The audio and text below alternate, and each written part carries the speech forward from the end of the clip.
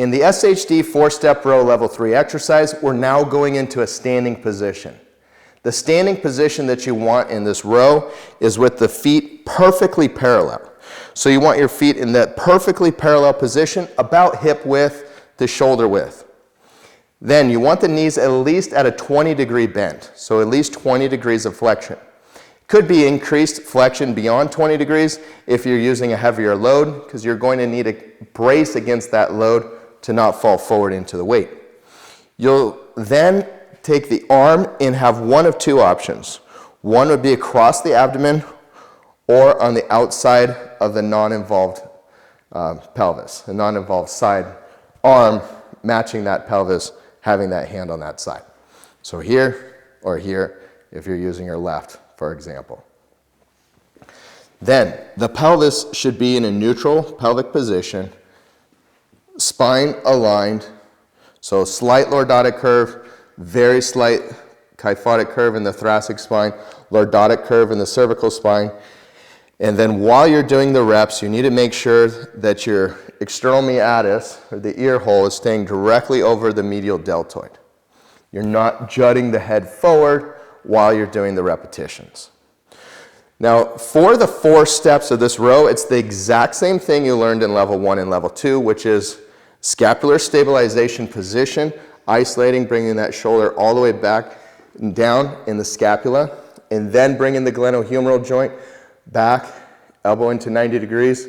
Third step, reaching forward to a point that the elbow's at 180 degrees, so it's fully extended, and only then going into scapular protraction and reaching. So in real time, step 1, scapular back and down, good.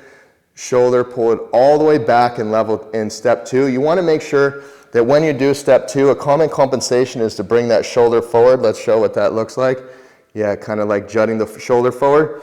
So just because the scapula looks like it's back and down, you actually are not necessarily going to have the right shoulder position unless you also draw that shoulder down and back.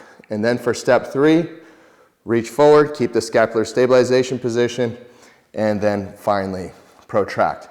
Now, very important before we finish this level 3 here is, again, the pulley height or the band attachment height, because either a pulley, a cable resisted exercise can be used, or band resisted exercise can be used. But regardless of whether it's a band or cable, the attachment height is going to be about 2 to 8 inches above the shoulder when the exercise is being executed. And it's important to understand why that's the factor. That's an important factor. What happens is if we had the pulley, let's go ahead and relax for a second. If we had the pulley adjusted lower, right? If we had that pulley adjusted lower and we're doing this exercise, where's the recruitment pattern? Where's the force and load tension being headed? Now it can begin to be focused more towards the upper trapezius and even affecting into the recruitment pattern of the levator scapulae, because we're going into this upward pattern because the pulley is too low, right? So you're stimulating these fibers. Let's relax. And so what happens is when that cable's low and you start to pull, you can kind of go into this firing of these upper trapezius muscles.